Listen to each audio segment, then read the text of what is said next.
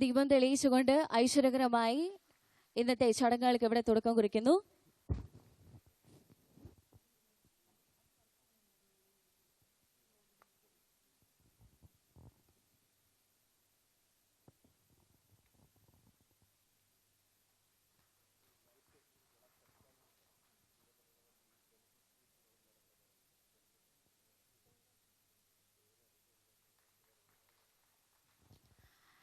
ഈ ഒരു ചടങ്ങിന്റെ ഭാഗമാകുന്നതിനായി ഇന്നിവിടെ എത്തിച്ചേർന്നിട്ടുള്ള 2 ബെനിഫിഷ്യറീസിനെ വേദിയിലേക്ക് സ്വാഗതം ചെയ്യുകയാണ്.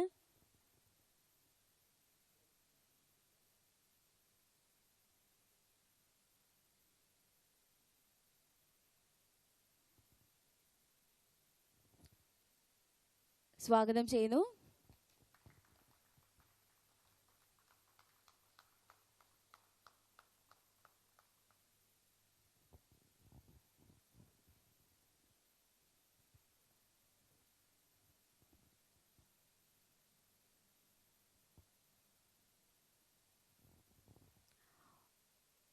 ഒരു ബെനിഫിഷ്യറിയെ കൂടി ഒരു വേദിയിലേക്ക് സ്വാഗതം ചെയ്യുകയാണ് ഈ ഒരു ചടങ്ങുകളെല്ലാം പൂർത്തീകരിക്കുന്നതിനായി.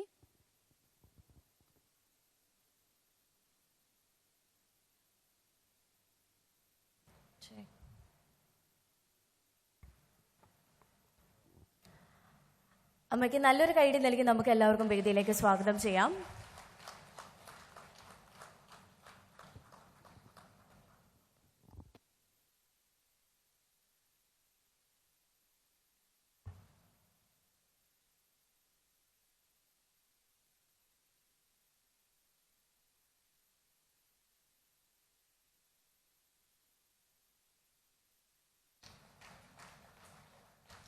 Thank you so much.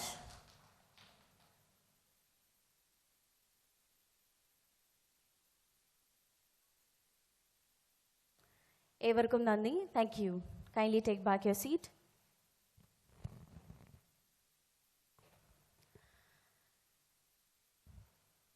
And now, ladies and gentlemen, ഇന്ന് ഈ ഒരു വേദിയിൽ എത്തിച്ചേർന്ന എല്ലാ വിശിഷ്ട വ്യക്തികൾക്കും നമ്മളൊരു ബൊക്കെ ഓഫ് ഫ്ലവേഴ്സ് നൽകിക്കൊണ്ട് നമ്മുടെ സ്നേഹാദരവ് ഈ ഒരു നിമിഷം അറിയിക്കുകയാണ്. ഏറ്റവും ആദ്യം ഈ ഒരു വേദിയിലേക്ക് സ്വാഗതം ചെയ്യുന്നു Shri Srikanth CGM SBI LHO Thiruvananthapuram. അദ്ദേഹത്തിന് നല്ലൊരു കൈയ്യടി നൽകി നമുക്ക് വേദിയിലേക്ക് സ്വാഗതം ചെയ്യാം. To present the bouquet of flowers to our honourable union minister of Kerala for external affairs and parliamentary affairs Shri V Muraleedharan sir.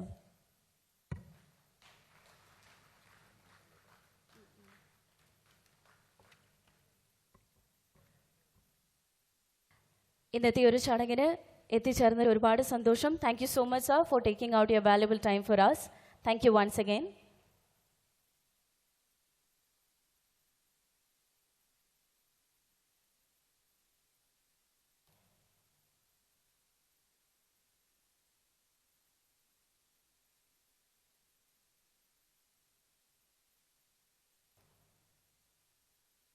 അടുത്തതായി അദ്ദേഹത്തിന് പൊന്നാടി അണിയിക്കുന്നു.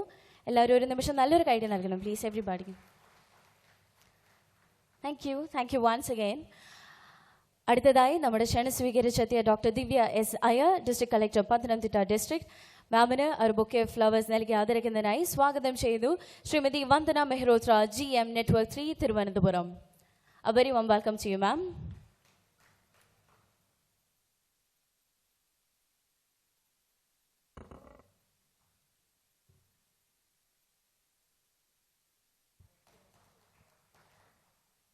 Thank you so much, ma'am, for joining us today. Thank you once again.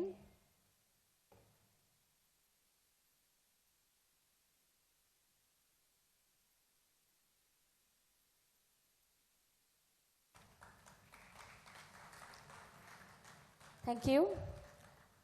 Thank you so much. And next, I would like to welcome on stage Sri Sida Raman V, GM Network 1 Thiruvananthapuram onto the stage to present the bouquet of flowers to Sri Srikanth, Chief General Manager SBI Thiruvananthapuram. അദ്ദേഹത്തിന് നല്ലൊരു കൈയ്യടി നൽകി നമുക്ക് വേദിയിലേക്ക് സ്വാഗതം ചെയ്യാം.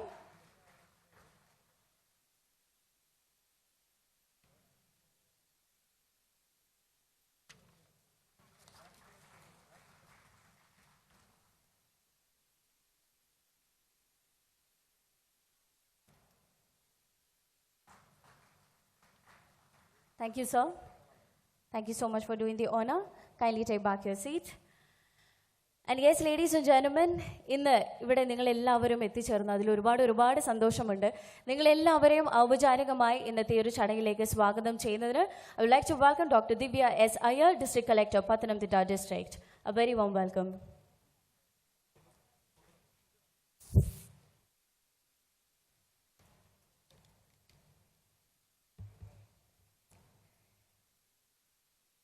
Good morning, ladies and gentlemen. Honorable Minister for State for External Affairs and Parliamentary Affairs, Shri V. Muralidharan. Respected CGM, SBI, Shri Shrikant, Shri Sritaraman, Ms. Vandana Mehrotra, Shri Mahesh, and all the other dignitaries of the SBI family, all the respected political representatives, and my dear family members, brothers and sisters of Pathanamthitta district. It's indeed a pleasure standing here in front of you today morning. Before I get into my duty, I think it's important that we understand why we are here today. നമ്മളെല്ലാവരും ഇന്നിവിടെ ഒത്തുചേർന്നിരിക്കുന്നത് പത്തനംതിട്ട ജില്ലയിൽ നമ്മുടെ എല്ലാവരുടെയും ഏറ്റവും പ്രിയപ്പെട്ട കുറച്ച് കുടുംബങ്ങൾക്ക് ഉണ്ടായിട്ടുള്ള ഒരു നഷ്ടത്തിന് മുകളിലുള്ള ഒരു സമാശ്വാസം ഉറപ്പുവരുത്തുവാനാണ്. നമുക്ക് എല്ലാവർക്കും അറിയാം, പത്തനംതിട്ട ജില്ല കഴിഞ്ഞ 3 മാസങ്ങളായി ഒന്നിനു പുറകെ ഒന്നായി ഓരോ പ്രശ്നങ്ങളിൽ അകപ്പെട്ടുകൊണ്ടിരിക്കുകയും അതിൽ നിന്നും വിജയകരമായി പുറത്തേക്ക് വന്നുകൊണ്ടിരിക്കുകയുമാണ്. സർ, കോവിഡിൻ്റെ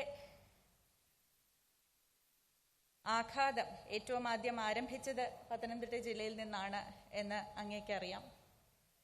അതിനോടൊപ്പം 2018-ലും 2019-ലും ഒക്കെ ഉണ്ടായ പ്രളയത്തിനേക്കാൾ അധിക മഴ നമുക്ക് ഇക്കുറി 2021-ൽ പത്തനംതിട്ട ജില്ലയിൽ ലഭിക്കുകയുണ്ടായി. ഒക്ടോബർ നവംബർ മാസ കാലയളവിൽ മാത്രം ഇടവപ്പാതിയും തുലാവർഷവും കോർത്തിണക്കിക്കൊണ്ട് മണിക്കൂറുകൾ പോലും ഇടവേള നൽകാതെ കേരളക്കരയെ ആഞ്ഞടിച്ചപ്പോൾ ഈ കാലയളവിൽ ലഭിക്കേണ്ടതിൻ്റെ 200% മഴ പത്തനംതിട്ട ജില്ലയ്ക്ക് മാത്രം ലഭിച്ചുകൊണ്ട് സംസ്ഥാനത്തിൽ ഏറ്റവും അധികം മഴ ലഭിച്ച ജില്ലയും പത്തനംതിട്ട ജില്ലയായി മാറി. അതിനോടൊപ്പം ഉണ്ടായ ഉരുൾപൊട്ടലുകളും മണ്ണിടിച്ചിലുകളും ഒക്കെ നമുക്ക് ആഘാതവും പ്രശ്നവും ഉണ്ടാക്കിയെന്നുണ്ടെങ്കിലും ആളപായമൊന്നുമില്ലാതെ തന്നെ എല്ലാ പൊതുജനങ്ങളുടെയും എല്ലാ ജനപ്രതിനിധികളുടെയും എല്ലാ സന്നദ്ധ പ്രവർത്തകരുടെയും വകുപ്പ് ഉദ്യോഗസ്ഥരുടെയും ഒക്കെ ഏകോപനത്തിലൂടെ നമുക്ക് മുന്നോട്ടു നീങ്ങാൻ സാധിച്ചു എന്നുള്ളതിന് ജില്ലയിലെ എല്ലാ നിവാസികൾക്കും പ്രത്യേക നന്ദി രേഖപ്പെടുത്തുകയാണ്. ഞാൻ എന്തിനാണ് ഇതൊക്കെ പറയുന്നത് എന്ന് ചോദിച്ചാൽ, സർ, നമുക്കറിയാം, ദുരന്തം എന്നുള്ളത്, ദുരിതം എന്നുള്ളത് ജനങ്ങൾക്ക് പല വഴികളിലൂടെ വന്നെത്താറുണ്ട്.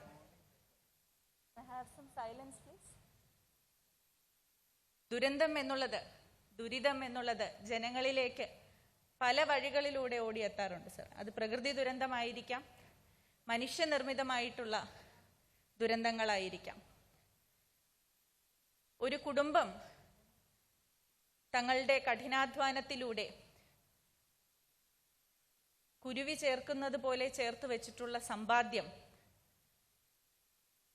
നഷ്ടമായി പോകുന്നു എന്നുള്ള ഒരു ഭീതിയിൽ ആഴ്ന്നിരിക്കുക എന്ന് പറയുന്നത് ഓരോ കുടുംബത്തിനെയും അപേക്ഷിച്ചിടത്തോളം അവരുടെ സ്വപ്നങ്ങളുടെ ശിഥിലീകരണമാണ്. അത് ധനനഷ്ടം മാത്രമല്ല.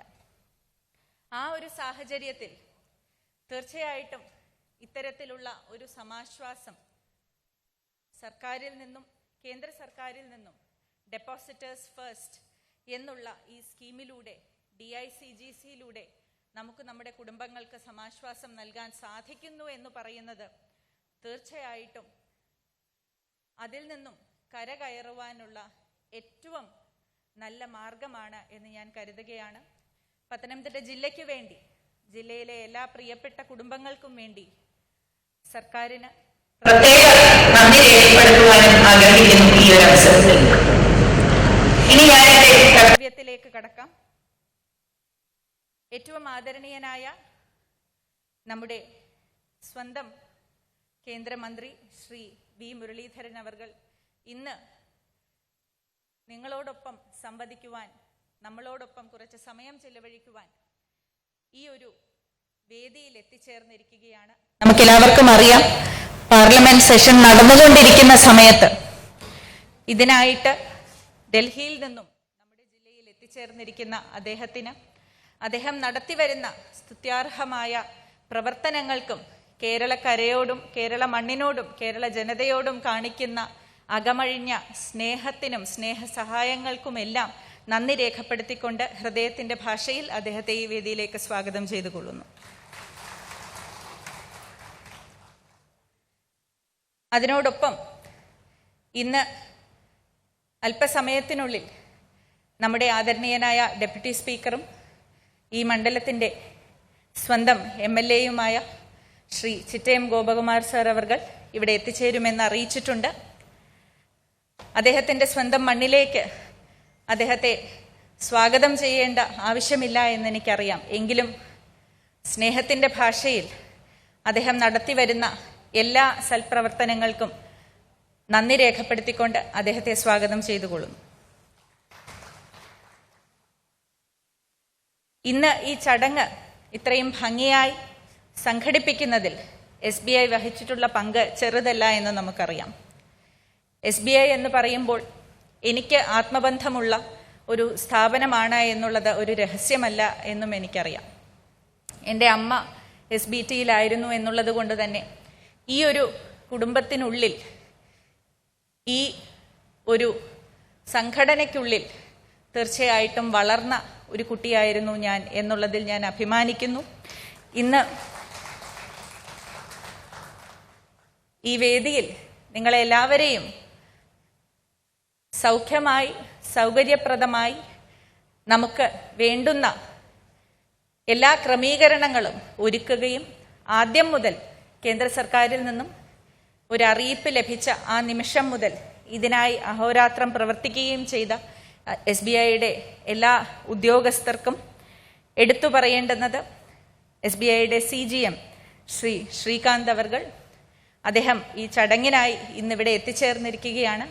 ശ്രീ ശ്രീകാന്തിനും മറ്റ് SBIയുടെ എല്ലാ ഭാരവാഹികൾക്കും കുടുംബാംഗങ്ങൾക്കും സുസ്വാഗതം. ഇതിലൊക്കെ ഉപരിയായി നമ്മൾ ഇന്നിവിടെ എത്തിച്ചേരുവാൻ ഒരു കാരണം കൂടിയുണ്ട് എന്ന് നിങ്ങൾക്കറിയാം.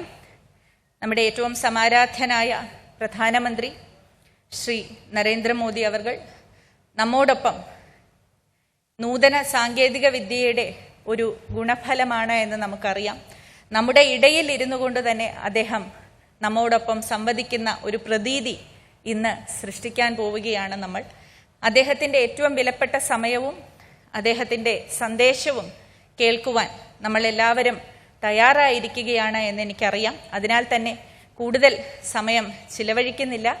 എങ്കിലും അദ്ദേഹത്തെ ഈ ഒരു വെർച്വൽ വേൾഡിലൂടെ അദ്ദേഹത്തെ സ്വാഗതം ചെയ്യാൻ ആഗ്രഹിക്കുകയാണ് പത്തനംതിട്ട ജില്ലയ്ക്ക് വേണ്ടി. ഇവിടെ എത്തിച്ചേർന്നിട്ടുള്ള എല്ലാ ഗുണഭോക്താക്കൾക്കും നിങ്ങൾക്ക് വേണ്ടിയാണ് നമ്മളെല്ലാവരും ഇന്നിവിടെ ഒത്തുചേർന്നിരിക്കുന്നത്. നമ്മുടെ ഓരോരുത്തരുടെയും ആശകളും സ്വപ്നങ്ങളുമെല്ലാം സാക്ഷാത്കരിക്കണം എന്നുള്ളത് തന്നെയാണ് നമ്മുടെ ആഗ്രഹവും. അതിനായി കഠിനാധ്വാനം ചെയ്യുന്ന ഓരോ കുടുംബാംഗത്തിനും, ഓരോ കുഞ്ഞിനും അമ്മയ്ക്കും അച്ഛനും സഹോദരനും സഹോദരിക്കുമെല്ലാം സ്നേഹത്തിൻ്റെ ഭാഷയിൽ ഈ ചടങ്ങിലേക്ക് സ്വാഗതം ചെയ്തുകൊള്ളുന്നു. ഇനി ജീവിതം ശോഭനീയമായി തീരട്ടെ എന്ന് ഹൃദയപൂർവ്വം ആശംസിക്കുന്നു. അധികം സമയമെടുക്കുന്നില്ല.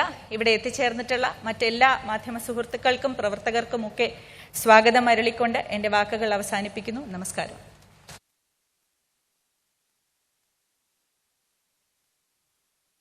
Thank you so much ma'am. അടുത്തതായി സ്പെഷ്യൽ അഡ്രസ്സിങ്ങിന് നമുക്ക് എല്ലാവർക്കും നല്ലൊരു കൈയ്യടി നൽകി ബഹുമാനപൂർവ്വം സ്വാഗതം ചെയ്യാം ശ്രീ വി മുരളീധരൻ അവർകൾ, honourable minister of state for external affairs and parliamentary affairs. ഒരിക്കൽ കൂടി അദ്ദേഹത്തെ ക്ഷണിക്കുന്നു.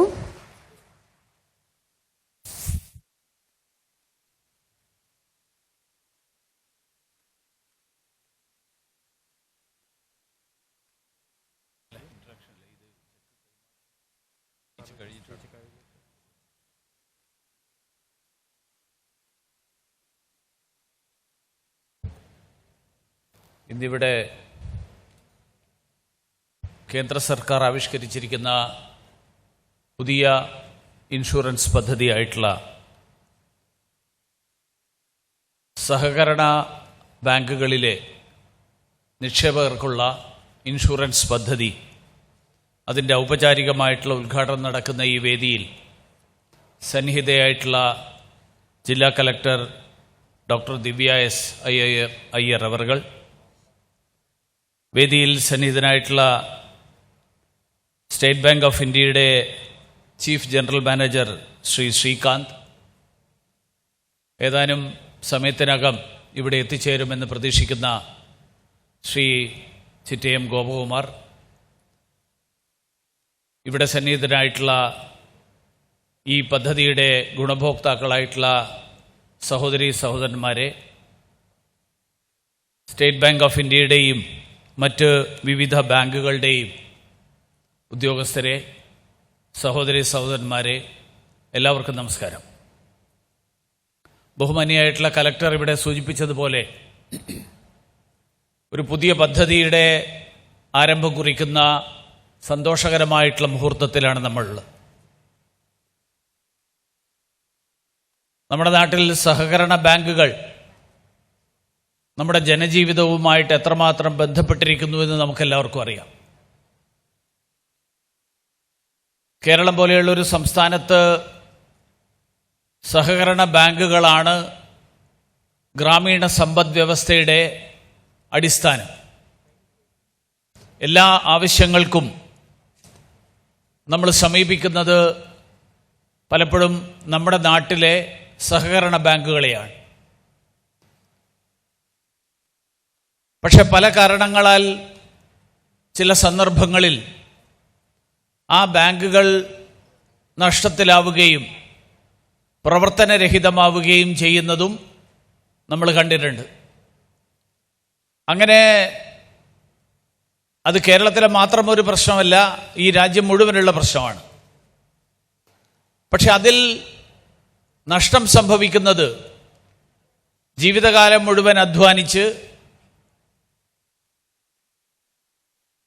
ആ ബാങ്കുകളിൽ നിക്ഷേപകരായിട്ടുള്ള, ആ ബാങ്കുകളിലെ ഇടപാടുകാരായിട്ടുള്ള ആളുകൾ, അങ്ങനെ ആളുകൾ നിക്ഷേപിച്ചിട്ടുള്ള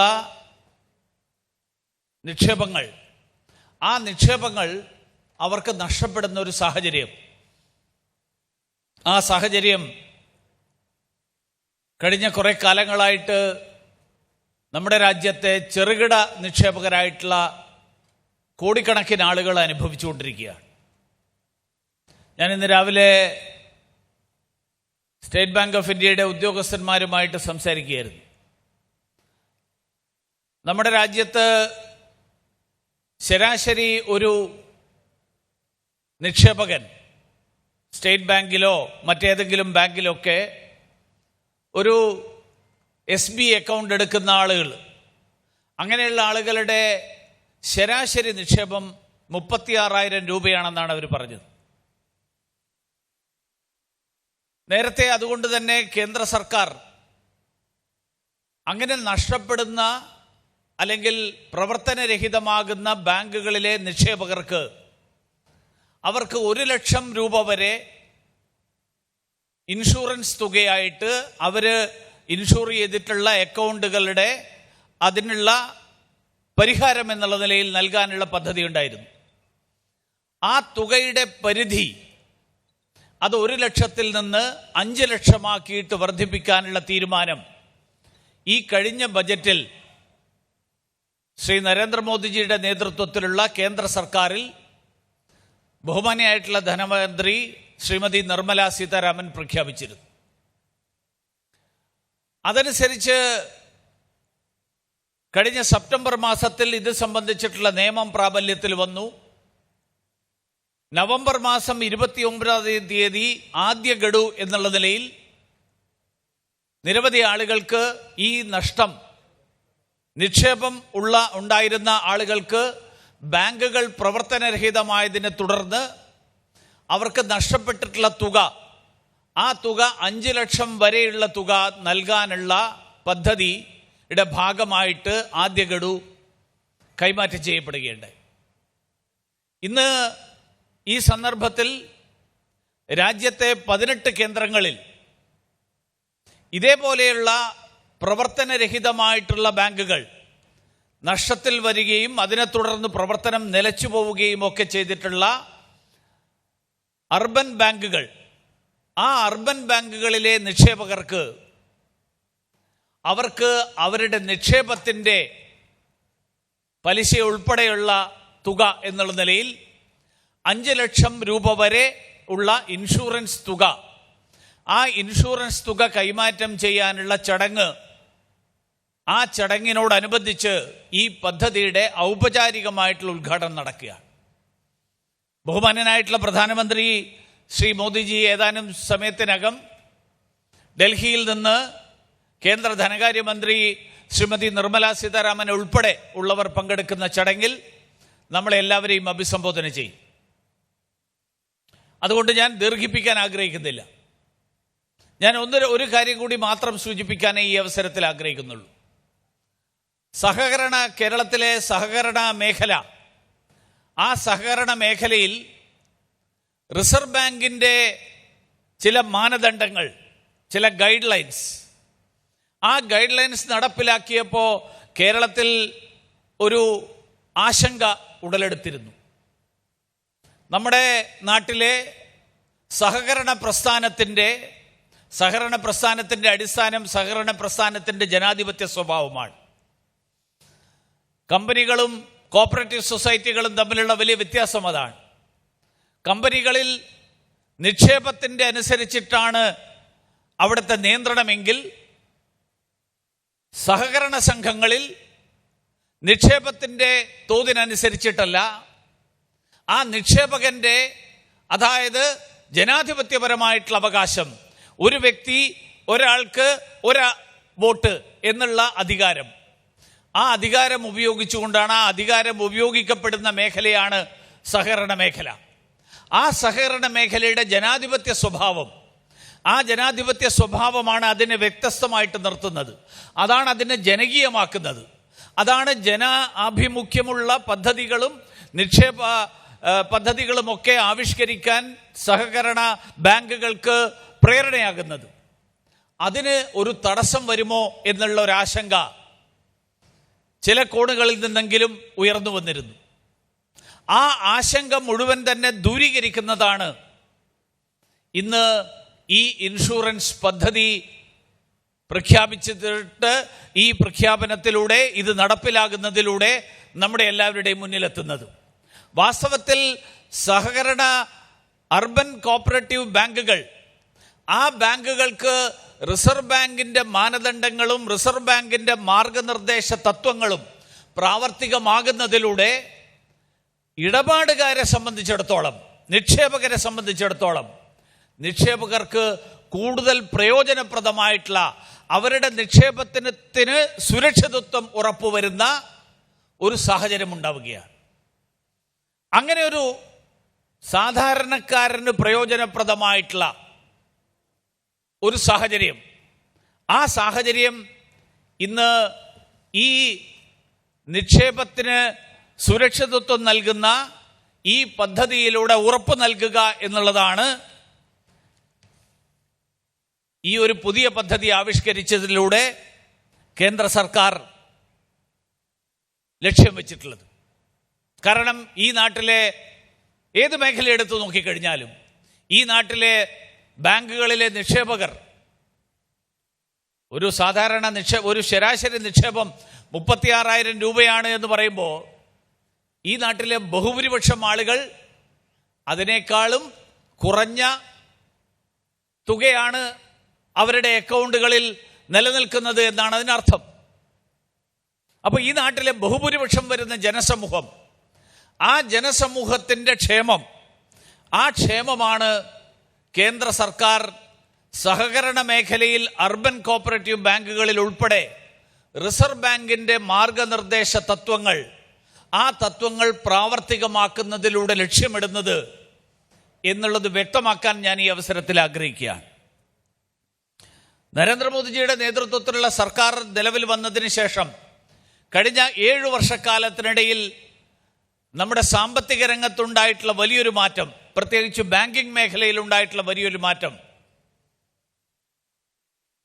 ഒരു കാലത്ത് ബാങ്കുകൾ സാധാരണക്കാരന് അപ്രാപ്യമായിട്ടുള്ളൊരു സാഹചര്യമുണ്ടായിരുന്നു. ബാങ്ക് ദേശസാൽക്കരണം ഉണ്ടായത് ആ ഒരു സാഹചര്യത്തിലാണ്. പക്ഷെ ബാങ്ക് ദേശസാൽക്കരിച്ചതിന് ശേഷവും നമ്മുടെ രാജ്യത്തെ ഏതാണ്ട് 70% ആളുകൾ ബാങ്കിംഗ് മേഖലയുമായിട്ട് ബന്ധപ്പെടാൻ സാധിക്കാത്തൊരു സാഹചര്യം, അങ്ങനെ ഒരു സാഹചര്യം നിലനിന്നിരുന്നു. ആ ഒരു സാഹചര്യത്തിലാണ് ഈ രാജ്യത്തെ എല്ലാ ജനങ്ങളുമായിട്ടും ബാങ്കിംഗ് മേഖലയുമായിട്ട് ബന്ധപ്പെടുത്തുക എന്നുള്ള ഉദ്ദേശത്തോടുകൂടി 2014 ജൻധൻ അക്കൗണ്ടുകൾ അതിന് തുടക്കം കുറിക്കാൻ കേന്ദ്ര സർക്കാർ തീരുമാനിച്ചത്. ആ ജൻധൻ അക്കൗണ്ടുകൾക്ക് തുടക്കം കുറിച്ചതിന് ശേഷം ഇന്ന് രാജ്യത്തെമ്പാടുമായിട്ട് 43.85 കോടി ജൻധൻ അക്കൗണ്ടുകളിലായിട്ട്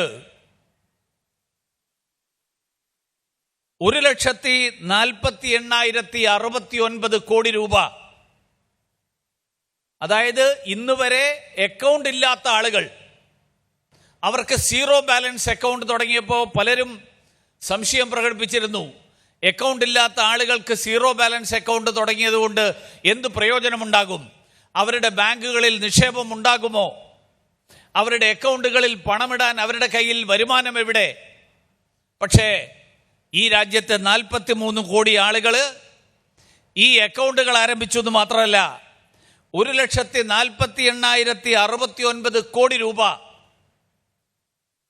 ഈ അക്കൗണ്ടുകളിൽ നിക്ഷേപിക്കപ്പെട്ടു എന്ന് പറയുമ്പോൾ ജൻധൻ അക്കൗണ്ടുകളിലൂടെ ബാങ്ക് ദി അൺബാങ്കബിൾ എന്ന ആശയം, ആ ആശയം എത്രമാത്രം കാര്യക്ഷമമായിട്ട് നടപ്പിലായി എന്നുള്ളത് നമുക്ക് മനസ്സിലാക്കാം. ഞാൻ ആ കാര്യത്തിൽ ബാങ്ക് ഉദ്യോഗസ്ഥന്മാരായിട്ടുള്ള സ്റ്റേറ്റ് ബാങ്ക് ഓഫ് ഇന്ത്യ ഉൾപ്പെടെയുള്ള മുഴുവൻ ബാങ്കുകളിലെയും ഉദ്യോഗസ്ഥന്മാരായിട്ടുള്ള മുഴുവൻ സഹോദരി സഹോദരന്മാരെയും സുഹൃത്തുക്കളെയും അഭിനന്ദിക്കാൻ കൂടി ഞാൻ ഈ അവസരത്തിൽ ആഗ്രഹിക്കുകയാണ്. Let me take this opportunity to congratulate all the officers and staff of all the banks for their efforts in making this Jandhan scheme a grand success, to bring in more than 43 crore bank accounts in the Jandhan account in the whole country. It speaks of the efforts made by the bank officers. കേരളത്തിൽ നമ്മൾ സാധാരണ കേരളത്തിലെ എല്ലാ സ്ഥലത്തും ബാങ്കുകളുണ്ട്. ഏതാണ്ട് 10,000-ലധികം bank ബ്രാഞ്ചുകൾ കേരളത്തിലുണ്ട്. 12,000-ഓളം ബ്രാഞ്ചുകൾ, 1,200 ബ്രാഞ്ചുകൾ സ്റ്റേറ്റ് ബാങ്ക് ഓഫ് ഇന്ത്യക്ക് തന്നെയുണ്ട്. കേരളത്തിലാകെ 1,200-1000-ൽ താഴെ പഞ്ചായത്തുകളേ ഉള്ളൂ. ഇപ്പൊ ശരാശരി ഒരു പഞ്ചായത്തിൽ ഒരു ബാങ്ക് ഉണ്ട്. അപ്പോൾ സ്വാഭാവികമായും നമ്മളെല്ലാവരും കരുതുക കേരളത്തിൽ അക്കൗണ്ട് ഇല്ലാത്ത ആളുകൾ ഉണ്ടാവില്ല എന്നാണ്. പക്ഷെ ജൻധൻ അക്കൗണ്ടുകൾ തുടങ്ങാൻ കേന്ദ്ര സർക്കാർ തീരുമാനിച്ചപ്പോൾ കേരളത്തിൽ 47,03,279 ജൻധൻ അക്കൗണ്ടുകൾ സൃഷ്ടിക്കപ്പെട്ടു എന്ന് പറയുമ്പോൾ കേരളത്തിലെയും വലിയൊരു ജനസമൂഹം ബാങ്കുകളുമായിട്ട് അവർക്ക് നേരിട്ട് ബന്ധമില്ലായിരുന്നു എന്നുള്ളതാണ് അതിൽ നിന്ന് വ്യക്തമാകുന്നത്. ആ 47 ലക്ഷത്തിൽ 27 ലക്ഷത്തിലധികം നമ്മുടെ സഹോദരിമാര്, സ്ത്രീകളാണ് ആ ബാങ്ക് അക്കൗണ്ടുകളുടെ ഉടമകളായിട്ട് മാറിയത്. എന്ന് പറഞ്ഞാൽ കേരളത്തിലെ സ്ത്രീ സമൂഹത്തിൻ്റെ ശാക്തീകരണം, ആ സ്ത്രീ സമൂഹത്തിൻ്റെ ശാക്തീകരണത്തിന് ഈ ജൻധൻ അക്കൗണ്ട് തുടങ്ങാനുള്ള പദ്ധതി, ആ പദ്ധതി എത്രമാത്രം പ്രയോജനപ്പെട്ടു എന്നുള്ളത് നമുക്കെല്ലാവർക്കും ഇതിൽ നിന്ന് തന്നെ മനസ്സിലാക്കാൻ കഴിയും. അതോടൊപ്പം വിവിധ മേഖലകളിൽ വിവിധ പദ്ധതികളിലൂടെ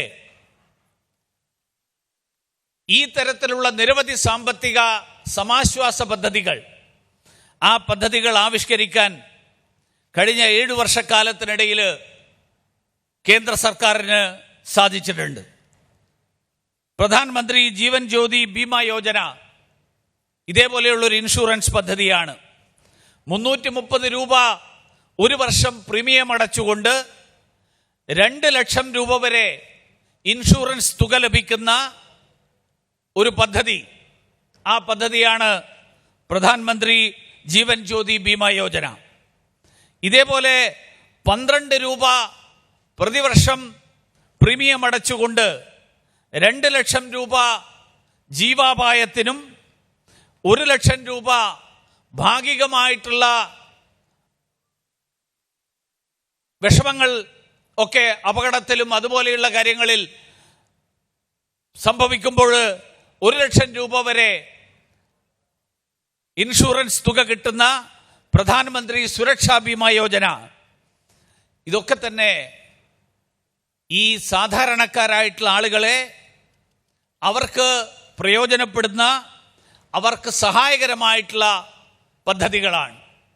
ഈ തരത്തിൽ സാധാരണക്കാരെ ലക്ഷ്യം വെച്ചുകൊണ്ട് നമ്മുടെ ബാങ്കുകൾ കേവലം സമൂഹത്തിലെ ഉന്നത ശ്രേണിയിൽ പ്രവർത്തിക്കുന്നവർക്ക് വേണ്ടി മാത്രമല്ല, നമ്മുടെ സാധാരണക്കാരെ കൂടി അവർക്ക് സഹായം എത്തിക്കുന്ന, അവർക്ക് പുതിയ സംരംഭങ്ങൾ തുടങ്ങാൻ മുദ്രാ വായ്പകൾ പോലെയുള്ള പദ്ധതികളിലൂടെ, അങ്ങനെയുള്ള പദ്ധതികളിലൂടെ പുതിയ വായ്പകൾ തുടങ്ങാൻ, പുതിയ സംരംഭങ്ങൾ തുടങ്ങാൻ സഹായം ലഭിക്കുന്ന ഒരു നടപടി, അങ്ങനെയുള്ള ഒരു ശ്രമമാണ് കഴിഞ്ഞ 7 വർഷക്കാലമായിട്ട് കേന്ദ്ര സർക്കാർ പ്രധാനമന്ത്രി ശ്രീ നരേന്ദ്രമോദിജിയുടെ നേതൃത്വത്തിൽ നടത്തിക്കൊണ്ടിരിക്കുന്നത്. ഈ ശ്രമങ്ങളുടെ ഏറ്റവും ഒടുവിലത്തെ കണ്ണി എന്നുള്ള നിലയിലാണ് സഹകരണ അർബൻ കോപ്പറേറ്റീവ് ബാങ്കുകളിലെ നിക്ഷേപകർക്ക് അവർ വളരെ കഷ്ടപ്പെട്ട് ബുദ്ധിമുട്ടി അവർ നിക്ഷേപിച്ച തുക അത് അവരുടേതല്ലാത്ത കാരണങ്ങളാൽ ബാങ്കുകൾ നഷ്ടത്തിലാകുന്നതിൻ്റെ ഫലമായിട്ട് പ്രവർത്തനം നിലച്ചു പോകുമ്പോൾ അത് ഇടപാടുകാരെ ബാധിക്കരുത്, ഇടപാടുകാർക്ക് അതിൻ്റെ പേരിൽ നഷ്ടമുണ്ടാകരുത് എന്നുള്ള ഉദ്ദേശത്തോടുകൂടി അവരുടെ നിക്ഷേപം, ആ നിക്ഷേപം സുരക്ഷിതമാക്കാൻ വേണ്ടിയിട്ടുള്ള പദ്ധതി, ആ പദ്ധതിയുടെ ആ പദ്ധതിയുടെ പരിധി 1 ലക്ഷത്തിൽ നിന്ന് 5 ലക്ഷമാക്കാൻ ഉള്ള പദ്ധതി ആവിഷ്കരിച്ചതിലൂടെ കേന്ദ്ര സർക്കാർ ലക്ഷ്യം വെച്ചിട്ടുള്ളത്. കേരളത്തിൽ അടൂരിൽ ഈ പദ്ധതിയുടെ ഗുണഭോക്താക്കളായിട്ടുള്ള മുഴുവൻ ആളുകളെയും അഭിനന്ദിക്കാനും ഈ പദ്ധതി ഇവിടെ നടപ്പിലാക്കാൻ തീരുമാനമെടുത്ത സ്റ്റേറ്റ് ബാങ്ക് ഓഫ് ഇന്ത്യയിലെയും മറ്റ് ബാങ്കുകളിലെയും ഒക്കെ ബന്ധപ്പെട്ട ഉദ്യോഗസ്ഥന്മാരെയും അധികാരികളെയും അതോടൊപ്പം ഈ ചടങ്ങ് സംഘടിപ്പിച്ച ജില്ലാ ഭരണകൂടത്തെയും അഭിനന്ദിച്ചുകൊണ്ട് ഞാൻ എൻ്റെ വാക്കുകൾ അവസാനിപ്പിക്കുന്നു. എല്ലാവർക്കും നമസ്കാരം. Thank you sir. സർ ഒരു നിമിഷം വെയിറ്റ് ചെയ്യുക. അടുത്തതായി ഡെപ്പോസിറ്റേഴ്സ് ഫസ്റ്റിലൂടെ ധനസഹായം ലഭിച്ച ബെനിഫിഷ്യറീസിൽ 4 പേർക്ക് നമ്മൾ ഈ ഒരു വേദിയിൽ ഒരു ടോക്കൺ ചെക്ക് കൈമാറുന്ന ചടങ്ങിലേക്കാണ് നമ്മൾ നീങ്ങുന്നത്.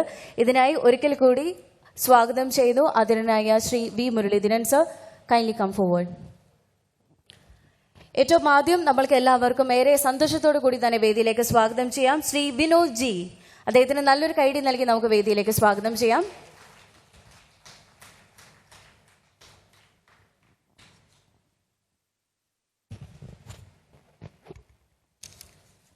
ഒരിക്കൽ കൂടി സ്വാഗതം.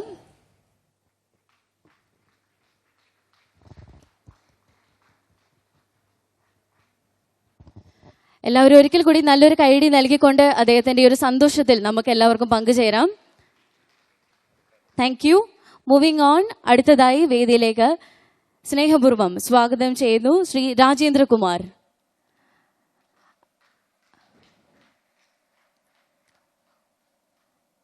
സ്വാഗതം. അദ്ദേഹത്തിനൊരു നിറഞ്ഞ കൈഡി നൽകാം.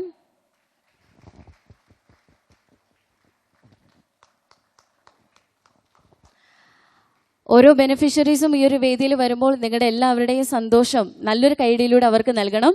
അടുത്തതായി നമുക്ക് സ്വാഗതം ചെയ്യാം ശ്രീമതി ചിത്ര സി ടി. ശ്രീമതി ചിത്ര സി ടി. യെസ്, വേദിയിലേക്ക് സ്വാഗതം ചെയ്യുന്നു. Please.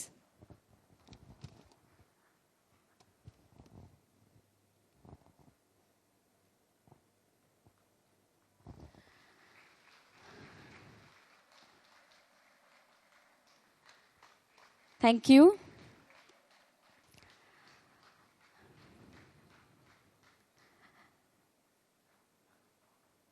Thank you so much. Once again, please put your hands together. Thank you. And thank you, sir, for doing the honor. Kindly take back your seat.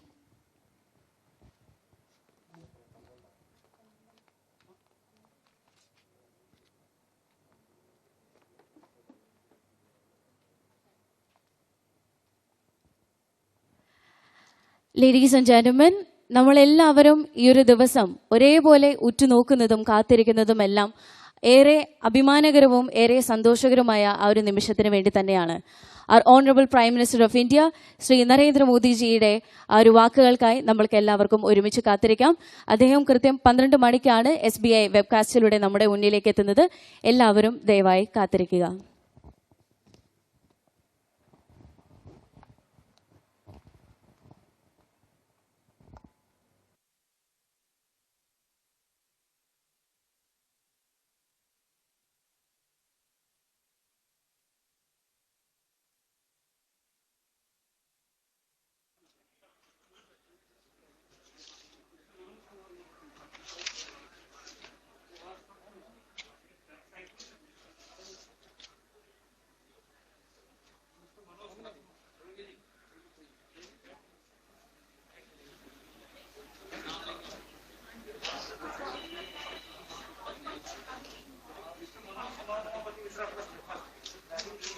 ये ज्यादा ऊंचा हो जा रहा है।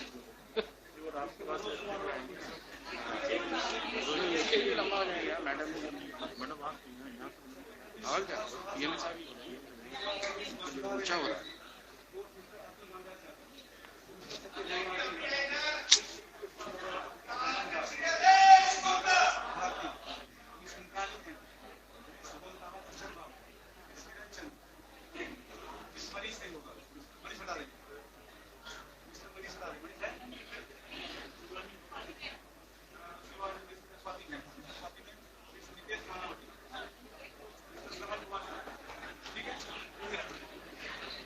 सीक्वेंस लग गया ना। हाँ इधर फोटोग्राफर आपके हाँ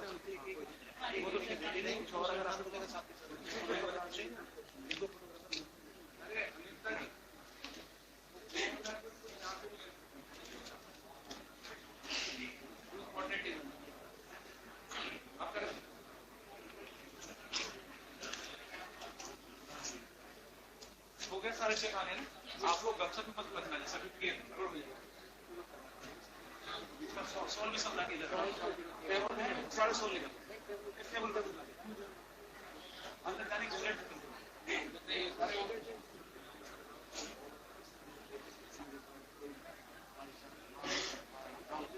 नहीं इनके तरफ है सजे जी फोटोग्राफ के बाद उसके बाद फोटो हो जाएगा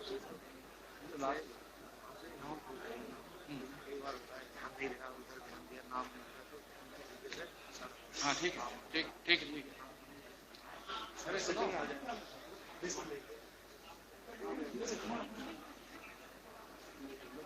कुछ उनको भेजने के लिए वहाँ को खड़ा है हाँ हाँ हाँ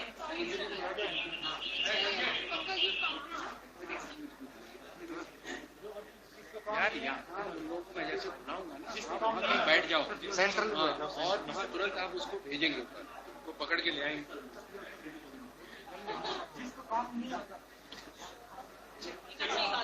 आप लोग रेडी हो गए सब इसे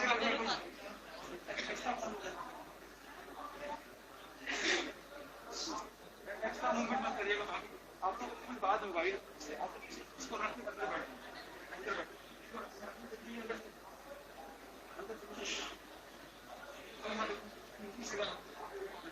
आप पीछे आ जाओ तो नाम बताएंगे अगर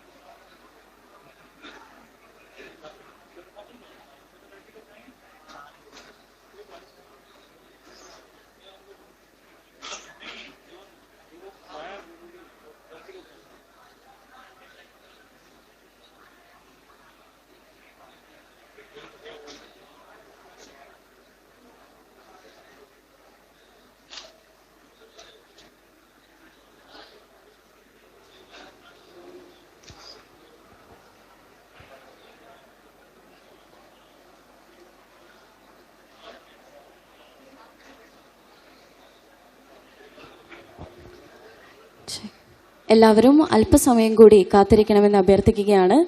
നമ്മുടെ എല്ലാം ബഹുമാനനായ പ്രധാനമന്ത്രി അല്പസമയത്തിനകം തന്നെ സ്കൈ SBI വെബ്കാസ്റ്റിലൂടെ നമ്മുടെ മുന്നിലേക്ക് എത്തുന്നതായിരിക്കും. Kindly wait.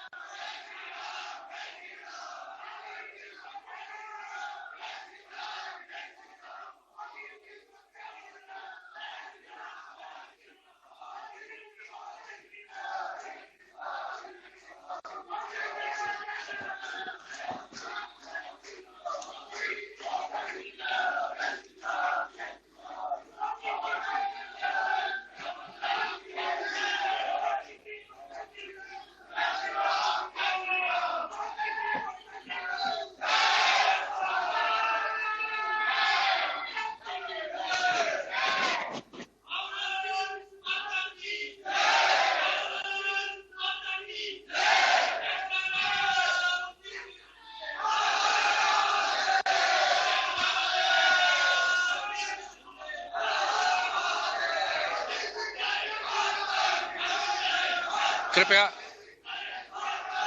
आज के कार्यक्रम के मुख्य अतिथि माननीय प्रधानमंत्री जी, हमारे बीच में उपस्थित माननीय वित्त मंत्री जी, माननीय राज्य मंत्रीगण, रिजर्व बैंक ऑफ इंडिया के गवर्नर, वेबकास्ट के माध्यम से हमारे साथ जुड़े माननीय केंद्रीय मंत्रीगण एवं 16 सहकारी बैंकों के जमाकर्ता साथियों, देवियों एवं सज्जनों, मैं आदरपूर्वक माननीय प्रधानमंत्री जी का स्वागत करता हूं। इस कार्यक्रम में सम्मिलित आप सभी महानुभावों का हार्दिक अभिनंदन भी करता हूं। आज हम बैंक जमाकर्ताओं के हित में सरकार द्वारा उठाए गए कदमों के बारे में जानकारी देने के लिए एकत्रित हुए हैं। आपको जानकारी होगी कि जब कोई बैंक कठिनाई में आ जाता है तो उस बैंक पर आरबीआई का प्रतिबंध लगाना आवश्यक हो जाता है। ऐसे बैंकों में पूर्व की व्यवस्था जो थी उसके अनुसार बैंकों के जमाकर्ताओं को अपनी जमा धनराशि में से मात्र 1 लाख रुपया तक की राशि प्राप्त होती थी और उस राशि को भी प्राप्त करने में कई मामले में 8 से 10 वर्ष लग जाता था। अब माननीय प्रधानमंत्री जी के दिशा निर्देशन में सरकार ने कानून में संशोधन कर जमाकर्ताओं की जो बीमित जमा राशि को 1 लाख रुपया से बढ़ाकर 5 लाख रुपया कर दिया है और इस कानून में अतिरिक्त संशोधन भी किया गया है। इसके फलस्वरूप अब किसी बैंक पर आरबीआई द्वारा प्रतिबंध लगाए जाने पर जमाकर्ताओं को 5 लाख रुपया तक की बीमित जमा राशि 90 दिन के भीतर आसानी से प्राप्त हो जाएगी। मैं माननीय प्रधानमंत्री जी का आभारी हूं, जिनके मार्गदर्शन में सरकार द्वारा यह ऐतिहासिक कदम उठाया गया है। अब कार्यक्रम को आगे बढ़ाते हुए मैं आरबीआई के गवर्नर श्री शक्तिकांत दास जी से अनुरोध करूंगा वो आके अपना विचार व्यक्त करें।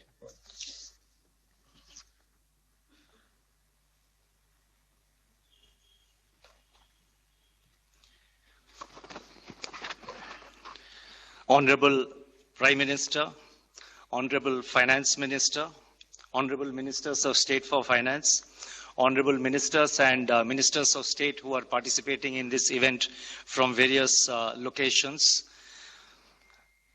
respected members of the audience who are presented here and the audience who are present in 16 different locations, depositors of various banks, ladies and gentlemen, it's my privilege to participate in this event today. And this is an important milestone in the evolution of protection of depositors in our country. In my remarks, I would like to highlight 4 points, and I shall be very brief. The first point is that the theme of today's event, Depositors First, is a very important theme, and in fact, that is the guiding philosophy, that is the guiding overarching philosophy of the Reserve Bank of India in all its actions and in all its policies so far as banks are concerned.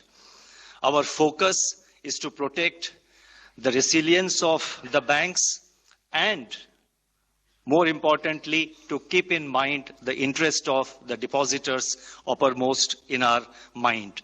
Whether it is the banking regulations, whether it is our supervision methods, or it is any scheme that is announced by the Reserve Bank, depositors' interest is always kept uppermost in our mind. The second point I would like to mention is that the entire deposit insurance facility in our country has traveled a long distance.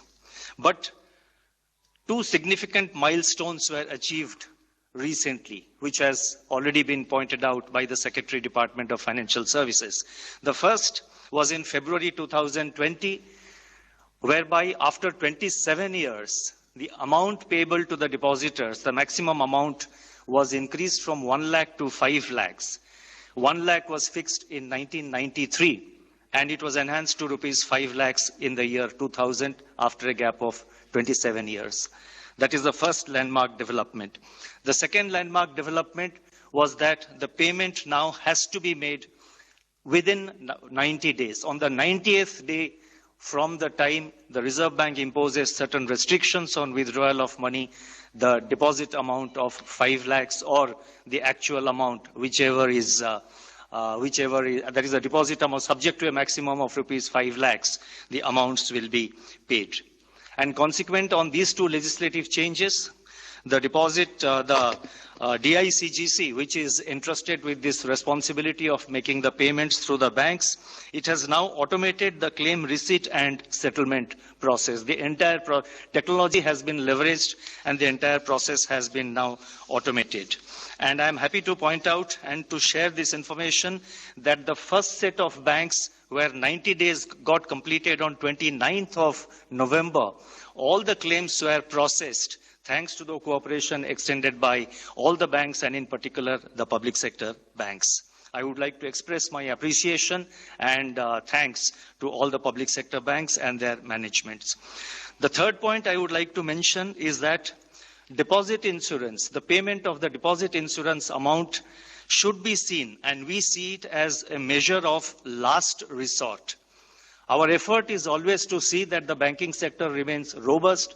The banking sector, all the banks, all the banking institutions, they remain robust and resilient. And therefore, the RBI has been adopting a proactive strategy to strengthen the regulatory guidelines, to strengthen the supervisory methods, and to look at things which will ensure that going forward, the banks function in a very resilient manner. Just to give an example, we have come out with new governance guidelines for the commercial banks. We have constituted an expert committee for bringing about reforms in the urban cooperative banking sector. The report has been received, and we will be taking action on that basis. So far as supervision is concerned, we are no more going by symptoms. We are now taking up root cause analysis. We are looking at business models of banks to see whether they are viable without, of course, interfering in the commercial flexibility which the banks must have for their success. The fourth point that I have to mention, that in all these, the depositors themselves also need to be very discerning. It's very important to keep in mind that higher returns or higher interest rates are usually, I repeat, are usually associated with higher risks. So just because a bank is offering higher interest, the depositors themselves should be very careful before putting in money while chasing such high returns, because usually our experience is that high returns, high interest rates are associated with higher risks. I am not generalizing. There are institutions which are offering higher interest rate and which are viable, but depositors should always be very careful. And in the Reserve Bank, we have Depositors Awareness and Education Fund, and we are utilizing the amount available under that fund to create awareness and education among the depositors in this direction. The Reserve Bank remains committed to ensure that our banking system remains robust and resilient, but it has to be a joint effort. Every stakeholder, whether it is the management of banks, whether it is the board of banks, whether it is the various committees of banks, the audit committee, the risk management committee, the other committees of the bank, or any other regulatory authority that is associated. So therefore, it has to be a joint responsibility for all of us. In my last monetary policy statement last week on 8th of December, I had said that the country has demonstrated of working together during this entire pandemic. And India's moment has come where India can really become a growth driver for world economy. And that will be possible if all stakeholders in the banking system work together. Thank you very much. Namaskar.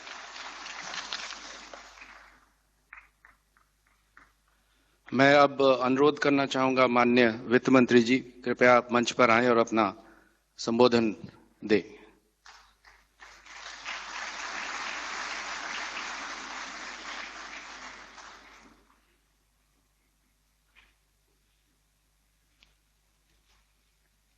Respected Prime Minister, my ministerial colleagues on the dais and the ministerial colleagues who are in the various centers where depositors are having an interaction with them, Governor Reserve Bank, Chairman and EDs of the various banks, and most importantly, the depositors of the various banks who have come here today. It is today a very important day, according to me, both from the point of view of the depositors and also for the banking history of this country. We have shown, under the leadership of Honorable Prime Minister, a commitment to the depositors. Depositors and their interest has been kept high on the agenda all through Prime Minister Modi's governance between 2014 and today. It is shown in various different forms. One was to restore the health of the banks through the 4R principles, where depositors' interests have been kept in mind, taxpayers' interest has been kept in mind, and as a result today, the public sector banks' health has so improved that today they are able to raise money on their own in the markets. It indicates that depositors and their monies are safe in all our banks.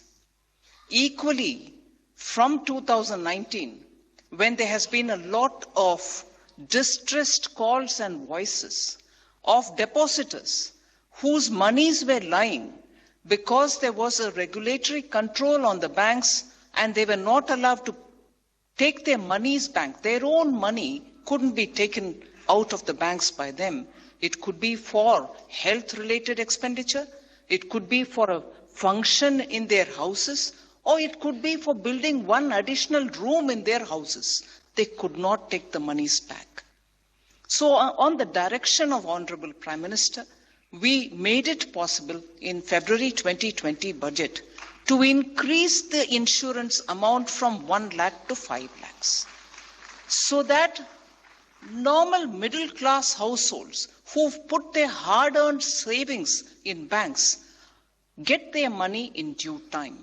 There were cases of people who had put their money in deposits and waited for 5 years, 6 years, 7 years and couldn't get the money back because either the bank had to be liquidated or some kind of amalgamation had to happen.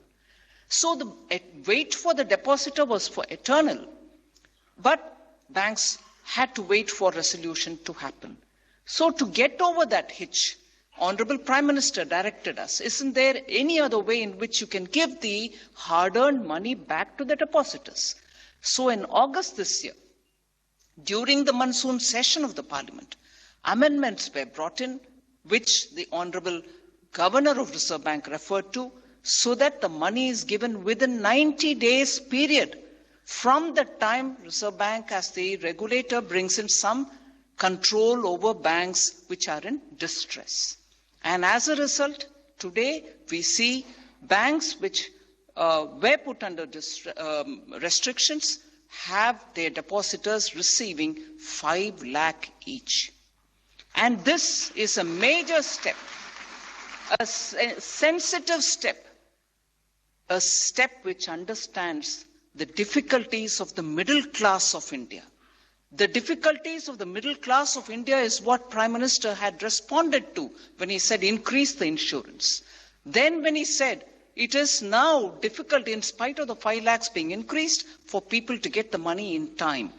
So this, in fact, is the main driving point. But more importantly, I'd like to add, we did not deal with it in a prospective way.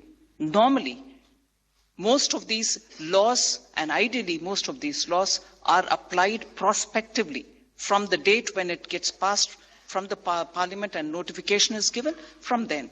But here we saw that some of the banks were over years waiting for resolution, and depositors in those banks were also not getting relief.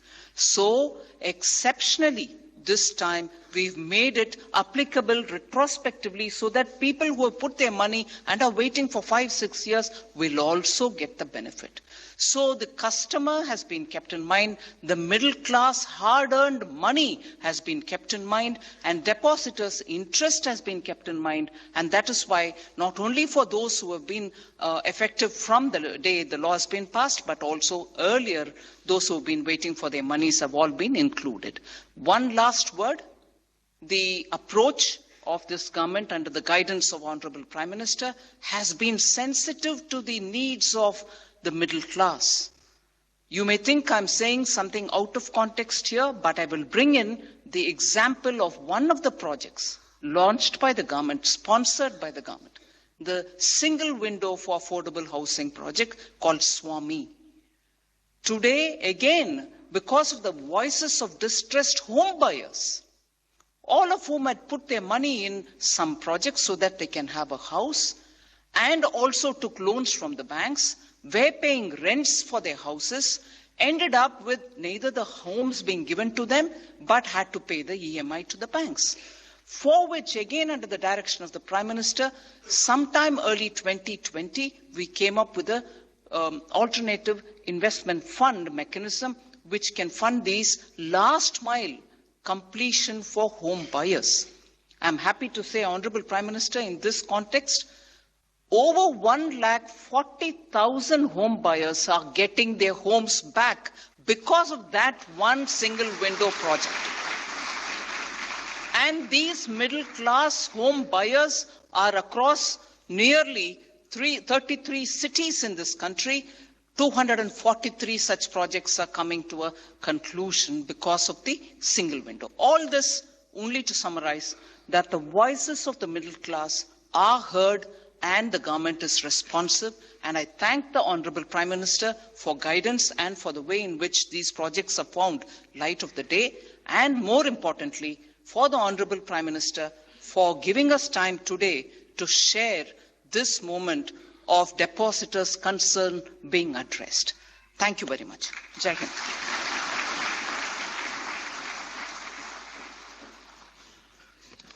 मान्यवर, हमारे बीच में कुछ depositors जमाकर्ता यहाँ पर मौजूद हैं।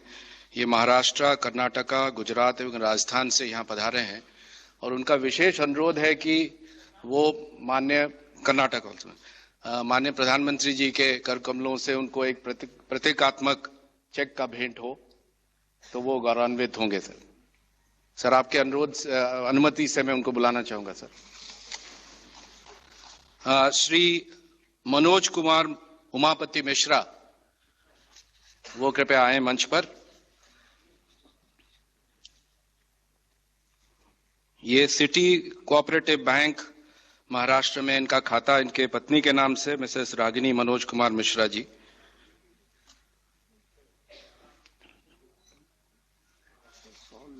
नहीं,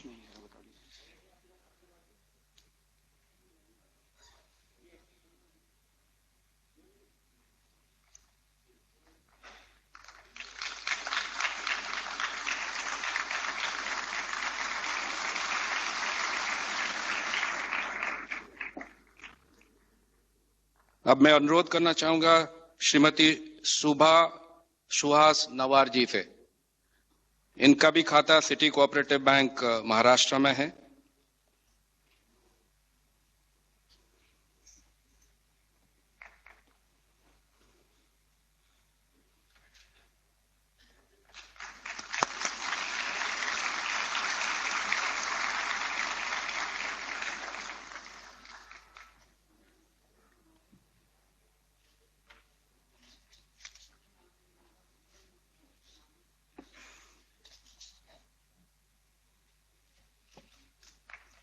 अब मैं अनुरोध करना चाहूंगा श्रीमती वसुधा विनायक जोशी, जो श्री विनायक गोविंद जोशी के धर्मपत्नी हैं, वो उनके बिहाफ पर ये प्रतीकात्मक चेक ग्रहण करें।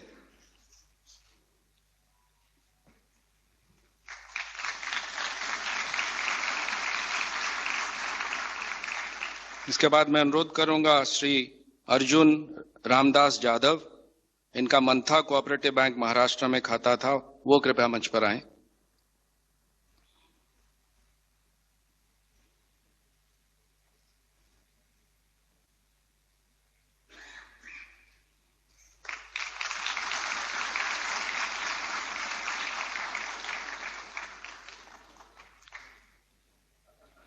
अब मैं अनुरोध करना चाहूंगा श्रीमती सत्यभामा अर्जुन जाधव, इनका भी खाता मंथा कोऑपरेटिव बैंक महाराष्ट्र में था।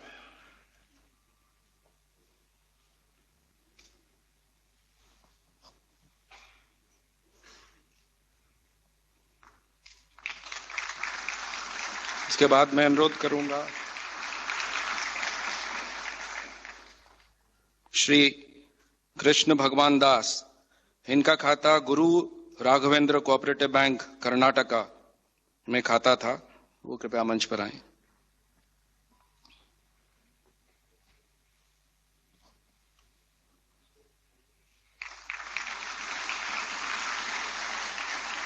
अब मैं अनुरोध करूंगा श्री नागराज भारती, गुरु राघवेंद्र कोऑपरेटिव बैंक कर्नाटका।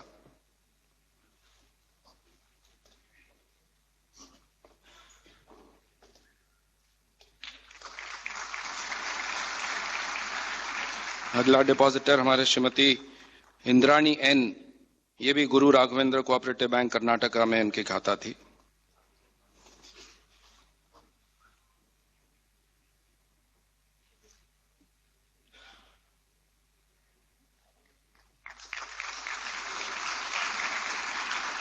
अब मैं अनुरोध करूंगा श्री बोंटाला श्रीधर बाबू, ये भी गुरु राघवेंद्र कोऑपरेटिव बैंक के खाता धारक थे।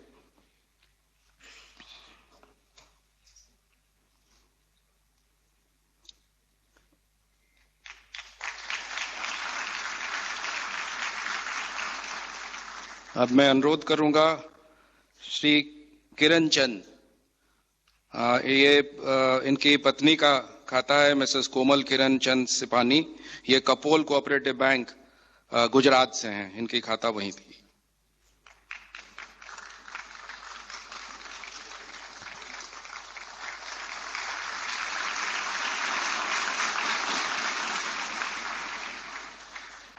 अब मैं अनुरोध करूंगा श्रीमती स्वाति बहन, ये भी कपोल कोऑपरेटिव बैंक सूरत, इसमें उनके खाता धारक थे।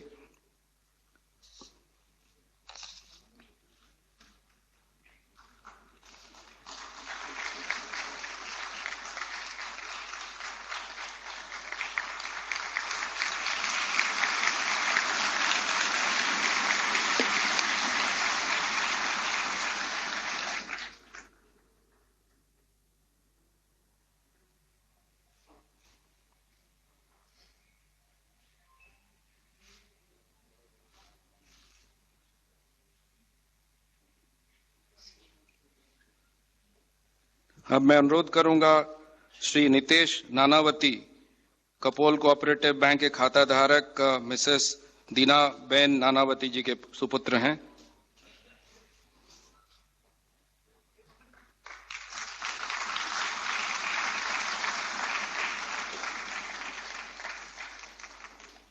अब मैं अनुरोध करूंगा श्री श्रवण कुमार शर्मा, जो Sikar Rajasthan Sikar urban cooperative bank के खाता धारक थे, वो कृपया मंच पर आए।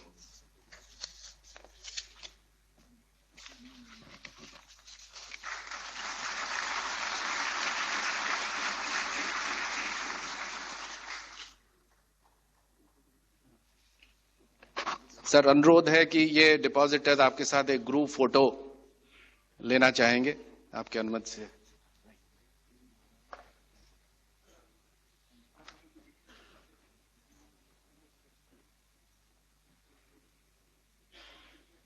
जल्दी जल्दी ले जाओ।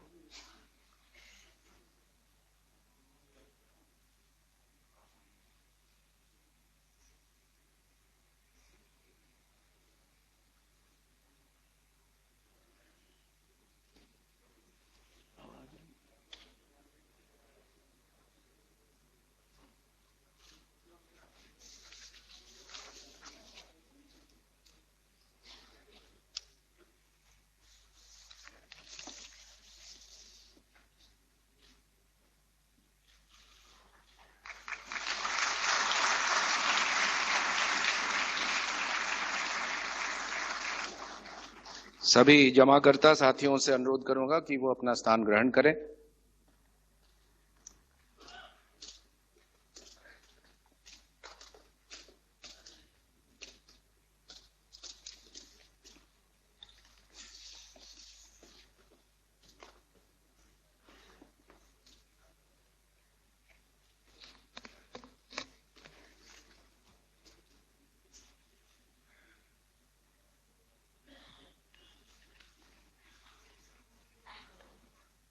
अब मैं अनुरोध करूंगा माननीय प्रधानमंत्री जी से कृपया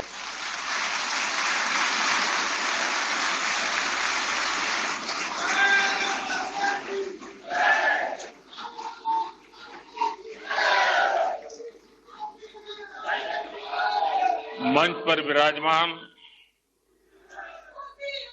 वित्त मंत्री जी, वित्त राज्य मंत्री जी, आरबीआई के गवर्नर, नाबार्ड के चेयरमैन,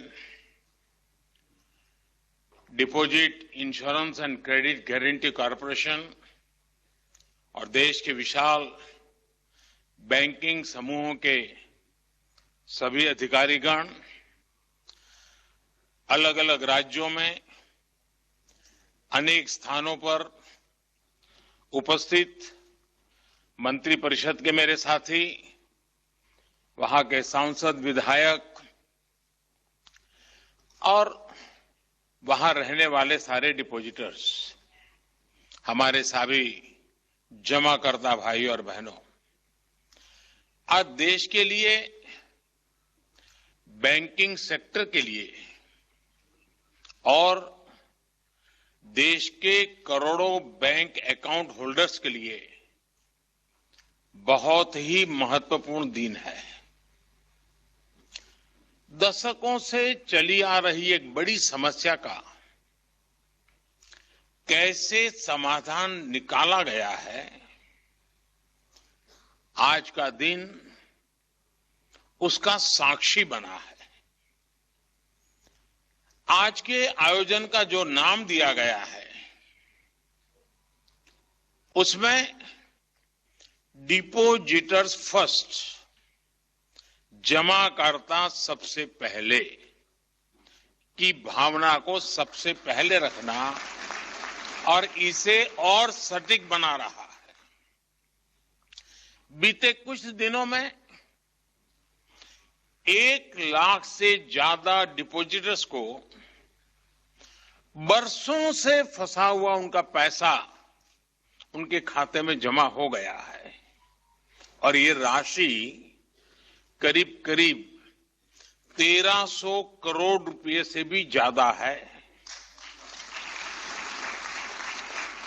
अभी आज यहां इस कार्यक्रम में और इसके बाद भी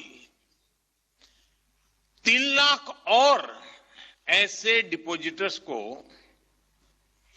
बैंकों में फंसा उनका पैसा उनके खाते में जमा होने वाला है, पैसा उनको मिलने वाला है। ये अपने आप में छोटी बात नहीं है और मैं खास करके हमारे देश को, हमारे जो मीडिया के साथी हैं, आज मैं उनसे एक रिक्वेस्ट करना चाहता हूं और मेरा अनुभव है, जब स्वच्छता अभियान चला रहा था, मैंने मीडिया के मित्रों को रिक्वेस्ट की, आज भी उसको वो बराबर मेरी मदद कर रहे हैं। आज मैं फिर से उनको एक रिक्वेस्ट कर रहा हूं। हम जानते हैं कोई बैंक डूब जाए तो कई दिनों तक खबरें फैली रहती है, टीवी पर, अखबारों में। स्वाभाविक भी है क्योंकि वो घटना ही ऐसी होती है, बड़ी बड़ी हेडलाइंस भी बन जाती है, बहुत स्वाभाविक है। लेकिन आज जब देश ने एक बहुत बड़ा रिफॉर्म किया, एक बहुत बड़ी मजबूत व्यवस्था शुरू की है, डिपॉजिटर्स को, जमाकर्ताओं को उनका पैसा वापस दिलाया जा रहा है, मैं चाहूंगा कि उसकी भी उतनी ही चर्चा मीडिया में हो, बार बार हो। इसलिए नहीं कि मोदी ने किया इसलिए करना है, ये इसलिए जरूरी है कि देश के डिपॉजिटर्स में विश्वास पैदा हो सकता है कुछ लोगों के गलत कारणों से, गलत आदतों से कोई बैंक डूबेगा, हो सकता है, लेकिन जमाकर्ता का पैसा नहीं डूबेगा, जमाकर्ता का पैसा सुरक्षित रहेगा। ये मैसेज से देश के जमाकर्ता में विश्वास पैदा होगा, बैंकिंग व्यवस्था पे भरोसा पैदा होगा और ये बहुत जरूरी है। भाइयों और बहनों, कोई भी देश समस्याओं का समय पर समाधान करके ही उनसे विकराल होने से बचा सकता है। लेकिन हम भली भांति जानते हैं, वर्षों तक हमारे यहां एक ही प्रवृत्ति रही कि भाई समस्या है, टाल दो, दरी के नीचे डाल दो।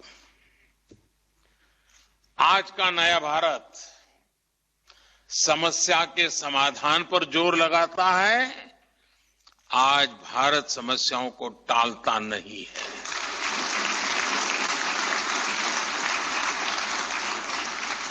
आप जरा याद करिए, एक समय था जब कोई बैंक संकट में आ जाता था तो डिपॉजिटर्स को, जमाकर्ताओं को अपना ही पैसा, ये पैसा उनका खुद का है, जमाकर्ता का पैसा है, उनका खुद का पैसा पाने में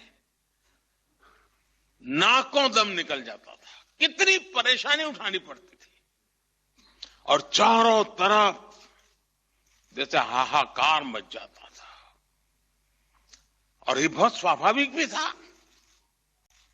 कोई भी व्यक्ति बहुत विश्वास के साथ बैंक में पैसा जमा कराता है, खासकर हमारे मध्यम वर्ग के परिवार, जो फिक्स सैलरी वाले लोग हैं, वो फिक्स इनकम वाले लोग हैं, उन लोगों के जीवन में तो बैंक ही उनका आसरा होती है।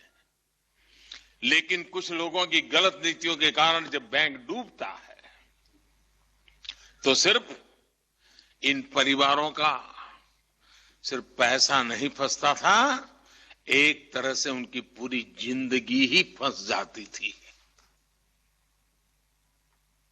पूरा जीवन एक समय एक प्रकार अंधकार सा लगता था। क्या करेंगे?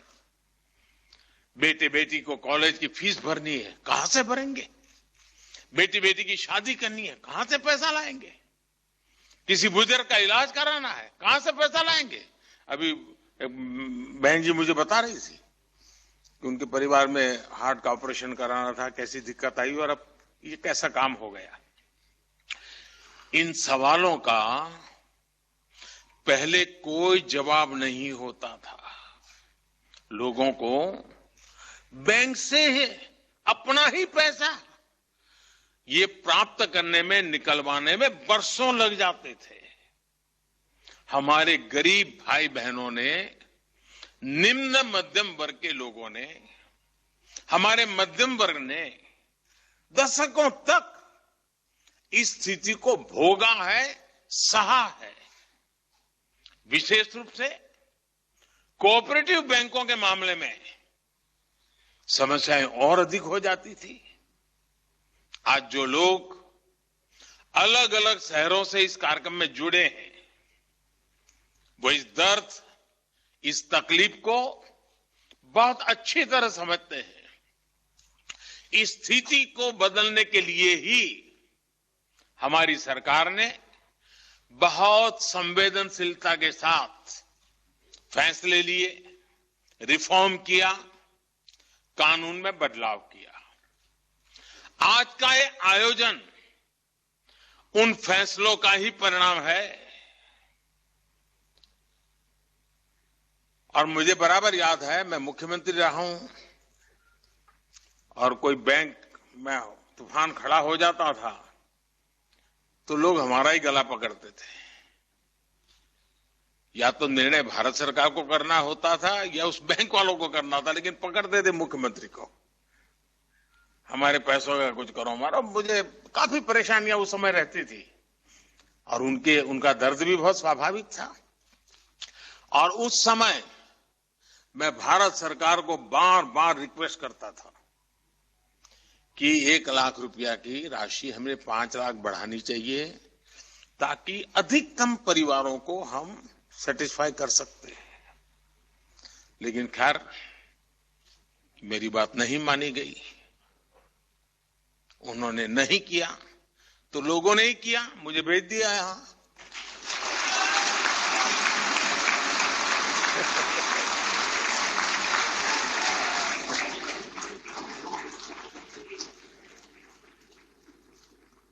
मैंने कर भी दिया। साथियों, हमारे देश में बैंक डिपॉजिटर्स के लिए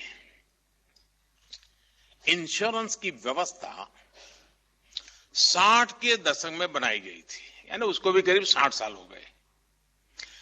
पहले बैंक में जमा रकम में सिर्फ 50,000 रुपये तक की राशि पर ही गारंटी थी। फिर इसे बढ़ाकर 1 लाख रुपया कर दिया गया था। यानी अगर बैंक में डूबा जो डिपॉजिटर्स के पैसे जमाकर्ताओं को 1 लाख रुपया तक तो मिलता था, लेकिन वो भी गारंटी नहीं कब मिलेगा, 8-8, 10-10 साल तक वो मामला लटका रहता था, कोई समय सीमा नहीं थी। गरीब की चिंता को समझते हुए, मध्यम वर्ग की चिंता को समझते हुए हमने इस राशि को 1 लाख से बढ़ा करके 5 लाख रुपया कर दिया। यानी आज की तारीख में कोई भी बैंक संकट में आता है तो डिपॉजिटर्स को, जमाकर्ताओं को 5 लाख रुपये तक तो जरूर वापस मिलेगा। और इस व्यवस्था से लगभग 98% लोगों के अकाउंट्स पूरी तरह से कवर हो चुके हैं, यानी 2% को ही थोड़ा थोड़ा रह जाएगा। 98% लोगों का जितना पैसा उन्होंने है वो सारा कवर हो रहा है। और आज डिपॉजिटर्स का लगभग ये आंकड़ा भी बहुत बड़ा है। आजादी का 75 साल चल रहे हैं, अमृत महोत्सव चल रहा है। ये जो हम निर्णय कर रहे हैं ना, इससे 76 लाख करोड़ रुपए पूरी तरह इंश्योर्ड है। 76 लाख करोड़ रुपया, इतना व्यापक सुरक्षा कवच तो विकसित देशों में भी नहीं है। साथियों, कानून में संशोधन करके, रिफॉर्म करके एक और समस्या का समाधान करने की कोशिश की है। पहले जहां पैसा वापसी की कोई समय सीमा नहीं थी, अब हमारी सरकार ने इसे 90 डेज, 90 दिन, यानी कि 3 महीने के भीतर ये करना ही होगा, ये कानूनन तय कर लिया है। यानी हमने ही सारे बंधन हम पर डाले हैं, क्योंकि इस देश के सामान्य मानव, इस देश के मध्यम वर्ग की, इस देश के गरीब की हमें चिंता है। इसका मतलब यह हुआ कि अगर बैंक वीक हो जाती है, बैंक अगर डूबने की स्थिति में भी है, तो 90 दिन के भीतर जमाकर्ता को उनका पैसा वापस मिल जाएगा। मुझे खुशी है कि कानून में संशोधन के 90 दिन के भीतर ही हजारों डिपॉजिटर्स के क्लेम सेटल भी किए जा चुके हैं। साथियों,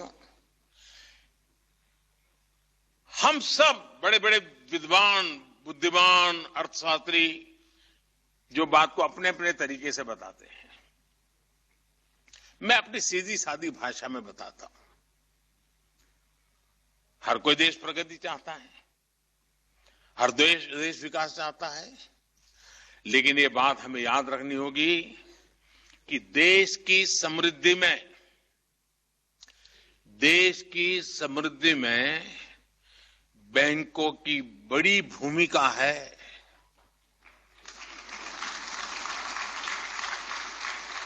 और बैंकों की समृद्धि के लिए डिपॉजिटर्स का पैसा सुरक्षित होना वो भी उतना ही जरूरी है। हमें बैंक बचाने हैं तो डिपॉजिटर्स को सुरक्षा देनी ही होगी और हमने ये काम करके बैंकों को भी बचाया है, डिपॉजिटर को भी बचाया है। हमारे बैंक जमाकर्ताओं के साथ साथ हमारी अर्थव्यवस्था के लिए भी भरोसे के प्रतीक है। इसी भरोसे, इसी विश्वास को सशक्त करने के लिए बीते सालों से हम निरंतर प्रयास कर रहे हैं। बीते वर्षों में अनेक छोटे सरकारी बैंकों को बड़े बैंकों के साथ मर्ज करके उनकी कैपेसिटी, कैपेबिलिटी और ट्रांसपेरेंसी हर प्रकार से सशक्त की गई है। जब आरबीआई कोऑपरेटिव बैंकों की निगरानी करेगा तो उससे भी इनके प्रति सामान्य जमाकर्ता का भरोसा और बढ़ेगा।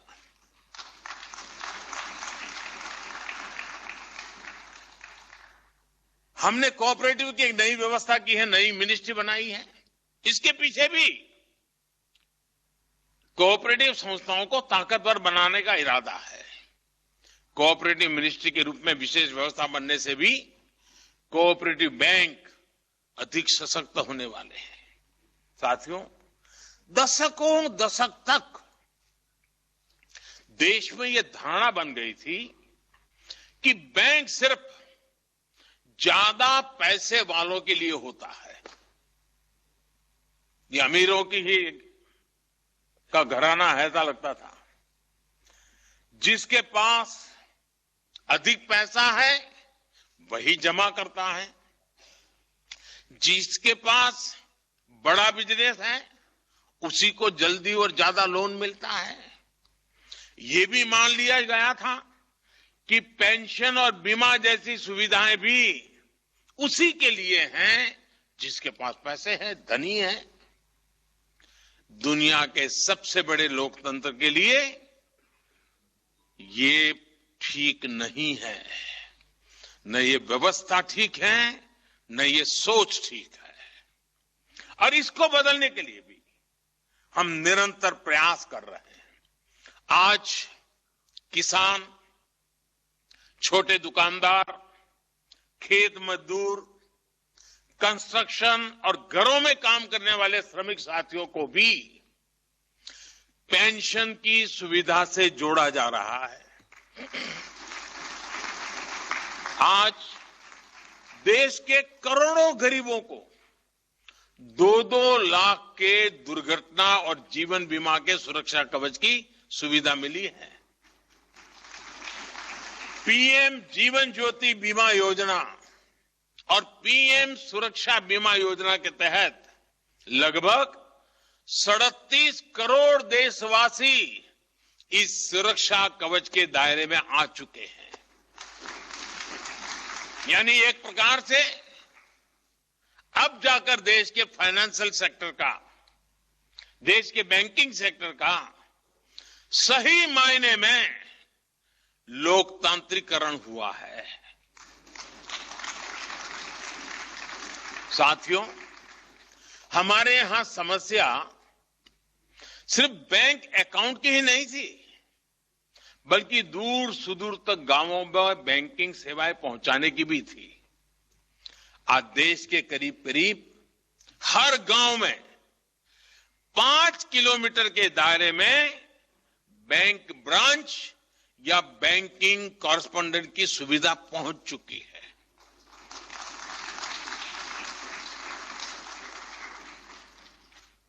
पूरे देश में आज लगभग 8.5 लाख बैंकिंग टच पॉइंट्स हैं।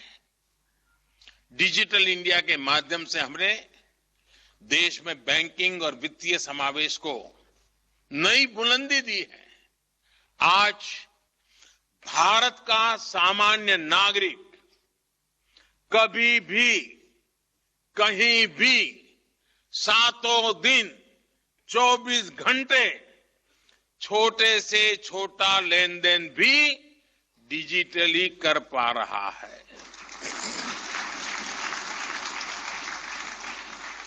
कुछ साल पहले तक इस बारे में सोचना तो दूर, भारत के सामर्थ्य पर अविश्वास करने वाले लोग इस बात का मजाक उड़ाया करते थे।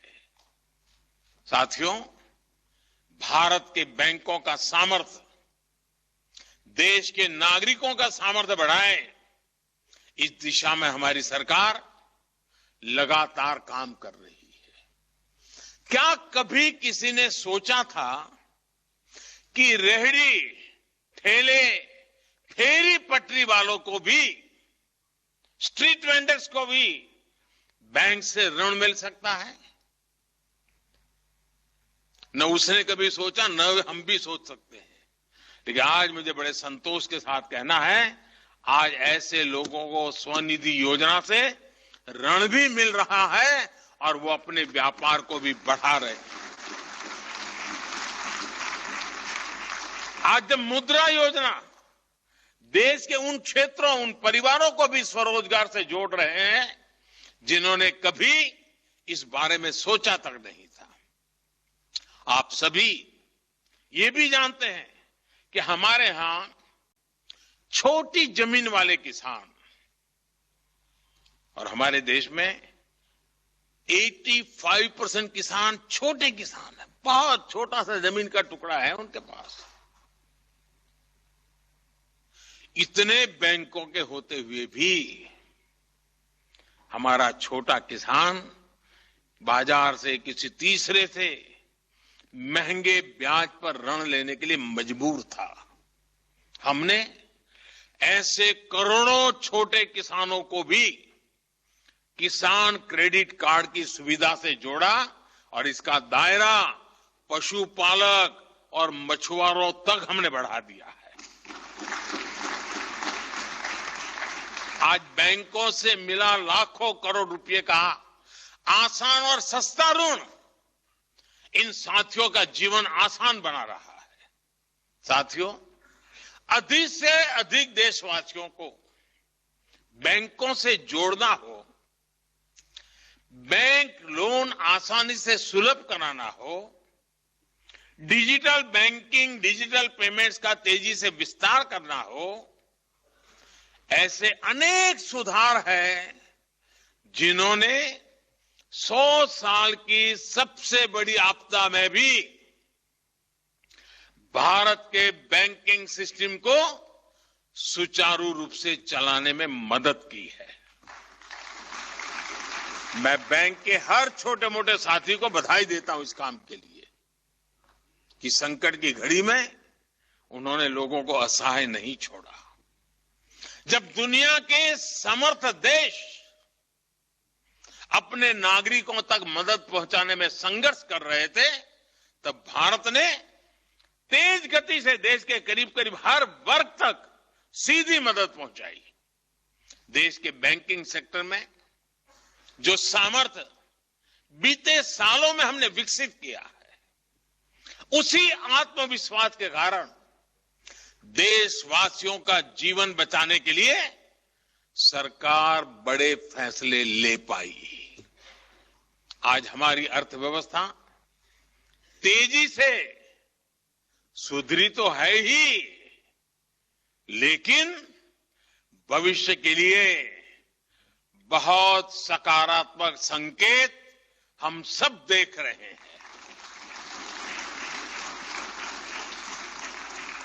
भाई और बहनों, फाइनेंशियल इंक्लूजन और ease of access to credit का सबसे बड़ा लाभ अगर हुआ है तो हमारी बहनों को हुआ है, हमारी माताओं को, हमारी बेटियों को हुआ है। यह देश का दुर्भाग्य था कि आजादी के इतने दशकों तक हमारी अधिकतर बहनें, बेटियां इस लाभ से वंचित रही। स्थिति ये थी कि माताएं, बहनें अपनी छोटी बचत को रसोई में राशन के डिब्बे में रखती थी। उसके लिए पैसा रखने की जगह वही थी, अनाज के अंदर रखे रखना। और कुछ लोग तो इसे भी सेलिब्रेट करते थे। बैंक बनाए गए हैं, उसका उपयोग आधी आबादी न कर पाए, ये हमारे लिए बहुत बड़ी चिंता थी। जनधन योजना के पीछे इसी चिंता के समाधान का भी अहम रोल रहा है। आज इसकी सफलता सबके सामने है। जनधन योजना के तहत खुले करोड़ों बैंक अकाउंट में से आधे से अधिक बैंक अकाउंट हमारी माताओं बहनों के हैं, महिलाओं के हैं। इन बैंक अकाउंट्स का महिलाओं के आर्थिक सशक्तिकरण पर जो असर हुआ है वो हमने हाल में आए नेशनल फैमिली हेल्थ सर्वे में भी देखा है। जब ये सर्वे किया गया तब तक देश में लगभग 80% महिलाओं के पास अपना खुद का बैंक अकाउंट था। सबसे बड़ी बात यह है कि जितने बैंक अकाउंट शहरी महिलाओं के लिए खुले हैं, लगभग उतने ही ग्रामीण महिलाओं के लिए भी हो चुके हैं। ये दिखाता है कि जब अच्छी योजनाएं डिलीवरी करती हैं तो समाज में जो असमानताएं हैं उनको दूर करने में भी बहुत बड़ी मदद मिलती है। अपना बैंक अकाउंट होने से महिलाओं में तो आर्थिक जागरूकता तो बढ़ी ही है, परिवार में आर्थिक फैसले लेने की उनकी भागीदारी भी विस्तार हुआ है। अब परिवार कुछ निर्णय करता है तो मां बहनों को बिठाता है, उनका ओपिनियन लेता है।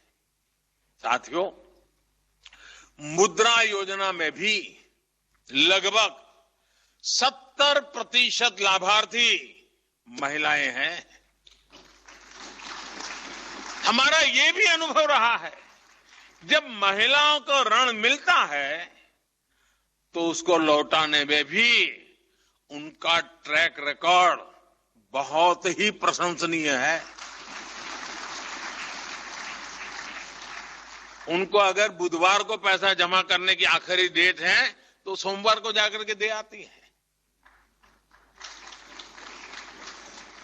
उसी प्रकार से सेल्फ हेल्प ग्रुप, स्वयं सहायता समूह का प्रदर्शन ये भी बहुत बेहतरीन है। एक प्रकार से पाई पाई जमा करा देते हैं हमारी इन माताएं बहनें। मुझे विश्वास है कि सबके प्रयास से, सबकी भागीदारी से आर्थिक सशक्तिकरण का ये अभियान बहुत तेजी से आगे बढ़ने वाला है और हम सब इसको बढ़ाने वाले हैं। साथियों, आज समय की मांग है कि भारत का बैंकिंग सेक्टर देश के लक्ष्यों को प्राप्त करने में पहले से ज्यादा सक्रियता से काम करे। आजादी के अमृत महोत्सव में हर बैंक ब्रांच 75 साल में उन्होंने जो भी रिकॉर्ड एस्टैब्लिश किए हैं उन सारे रिकॉर्डों को पीछे छोड़ करके उसको 1.5 गुना 2 गुना करने का लक्ष्य लेकर के चले। देखिए स्थिति बदलती है कि नहीं बदलती है।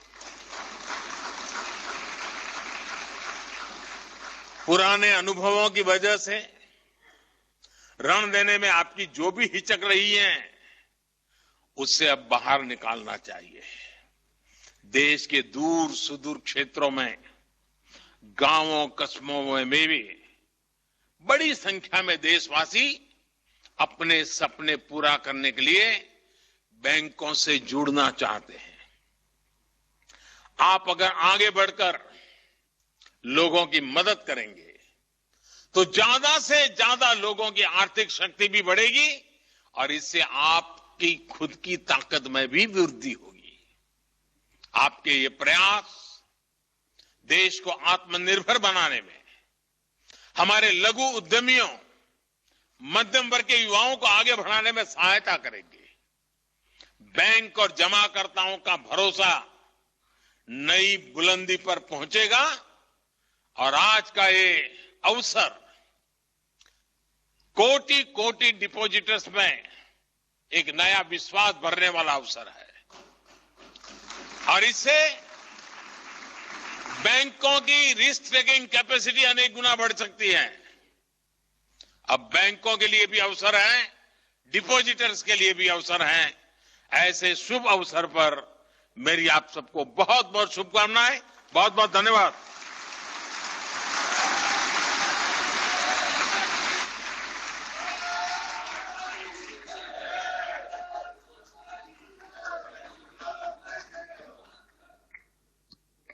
माननीय प्रधानमंत्री जी का बहुत बहुत आभार व्यक्त करना चाहूंगा और उनका जो आशीर्वचन मिला है, मैं समझता हूं कि बैंकर्स यहां पर मौजूद हैं, उनको भी एक प्रेरणा मिलेगी और वो इस अभियान में आगे बढ़ेंगे। बहुत बहुत बहुत धन्यवाद सर। नमस्कार।